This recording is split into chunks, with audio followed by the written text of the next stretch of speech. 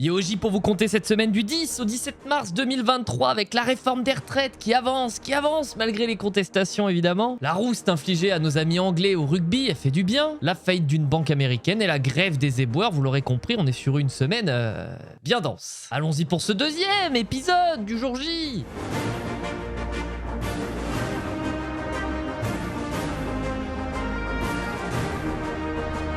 Avec la réforme des retraites qui arrive au bout du chemin administratif puisqu'elle a été votée par la commission mixte paritaire qui est l'un des derniers passages obligatoires avant l'adoption d'une loi. Les différents votes ont été plutôt tranquilles puisque le Sénat et cette fameuse commission sont plutôt à droite et donc plutôt favorables à cette réforme. Cependant, grosse surprise jeudi puisqu'à la dernière minute, le gouvernement a annoncé la mise en place d'un nouveau 49.3 faisant ainsi passer la réforme de force et donc cassant un petit peu plus le processus démocratique. Mais l'arc réforme des retraites n'est cependant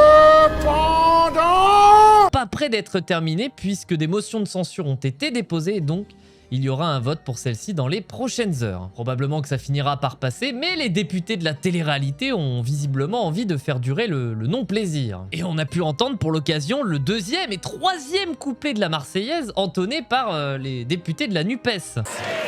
Permettez-moi de dire que je suis sûr que ces dispositions réuniraient une majorité.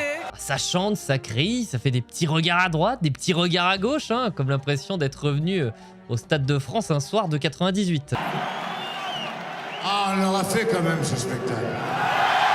Je vous ai parlé la semaine dernière de beaucoup de branches de métiers qui faisaient grève, mais cette semaine, la branche qui a le plus bloqué le pays, eh bien ce sont les éboueurs. Ah si, vous les connaissez, je vous jure, c'est ceux qui ramassent les poubelles que vous mettez dans vos bacs. Non, je vous assure, ça disparaît pas comme par magie, hein. J'ai été moi-même choqué de la nouvelle et on l'a bien vu à Paris où les rues sont presque rendues impraticables. Quand ça touche la sainte capitale, là c'est tout de suite une autre histoire. 7000 tonnes de déchets enregistrés mercredi, ça va pas aller en s'arrangeant puisque la grève des éboueurs a été prolongée jusqu'au 20 mars minimum. Alors à droite on fustige le comportement de la mairie de Paris qui ne réquisitionne pas les éboueurs et semble ne pas se préoccuper tant que ça des risques qu'entraîne cet amas de déchets. La droite s'en prend à la gauche s'en prend à la droite, le peuple s'en prend à tout le monde. Je suis pressé d'être dans les prochaines semaines, hein. Ça va faire du contenu pour le jour J. Et une nouvelle dinguerie qui nous pend au nez avec la faillite de la Silicon Valley Bank aux États-Unis. Bon, je vais être franc avec vous, hein, l'argent et les maths, je suis un littéraire quoi. Pour le bien de l'émission, je me suis intéressé au sujet, voilà, j'ai consulté des articles, j'ai essayé de croiser mes sources, mais bon,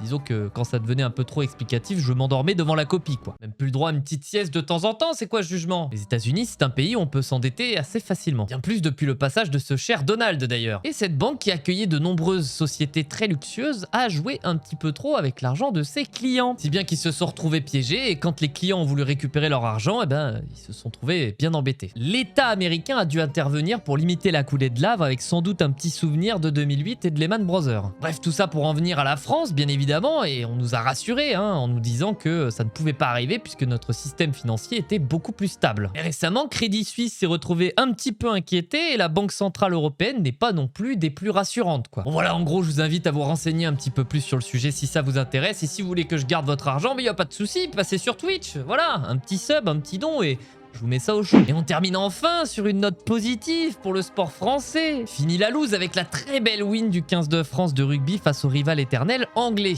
Historique même puisque c'est la plus grosse défaite de l'équipe d'Angleterre à domicile et la troisième plus grosse défaite de son histoire. La France, messieurs dames. Et ce week-end, on saura qui de la France ou de l'Irlande remportera ce 6 nations et se dirigera vers la Coupe du Monde en France avec l'avantage ultime. Rendez-vous donc pour le jour J de la semaine prochaine qui s'annonce festif. Rendez-vous également sur TikTok pour la petite news insolite supplémentaire pour parfaire votre culture générale. N'hésitez pas à vous abonner et à partager l'émission bien sûr pour la soutenir et pour soutenir tout ce qui en découle. Et rendez-vous vendredi prochain, la réforme des retraites, le 6 nations, les poubelles. Il y aura de quoi faire. À la semaine prochaine.